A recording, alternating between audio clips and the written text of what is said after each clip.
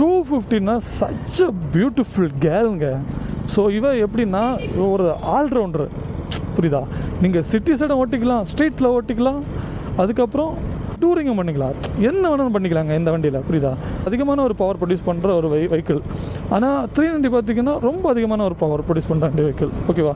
So நம்ம ஊரில் இப்போ ஓட்டுறேன், சிட்டி சைடில் ஓட்டுறீங்க 390ல் ஒரு 4 கியர் வரைக்கும் தான் போடுவோம், 4-5 கியர் தான். இந்த டிராஃபிக்கில் எல்லாம் 2-3 கியர்லாம் போயிட்டு இருக்குன்னா ஹீட்டிங் இஷ்யூ, பவர் எப்பவுமே வைப்ரேஷன் ஆகிட்டே இருக்குது. நம்ம வண்டியிலே தெரியும். இந்த பாடியில் ஒரு 390cc ஒரு 46 PS பவர் அதில் கொடுத்துருக்காங்க. ஸோ அதில் கிளியராக இந்த வண்டியிலே தெரியும், நம்ம கையிலேயே தெரியும் வண்டி பவரை கொடு மைண்ட் சொல்லிகிட்டே இருக்கும், குட்ரா அப்படின்னு தெரியும். ஆனால் இந்த ரோட்டில் கொடுக்க முடியாது. ஸோ அதனால தான் இந்த 250 இருக்குது பார்த்தீங்கன்னா, நான் 4வது கியரில் கிட்டத்தட்ட எனக்கு 20-30 தான் போய்ட்டுருக்கேன். ஆனால் ரைஸ் பண்ண வண்டி ஏறும், புரியுதா? அதனால தான் சொல்கிறேன். ஸோ ஓகே, இந்த 250 யாருக்கு யூஸ் ஆகும் அப்படின்னு நான் கிளியராக இந்த வீடியோவில் சொல்கிறேன்.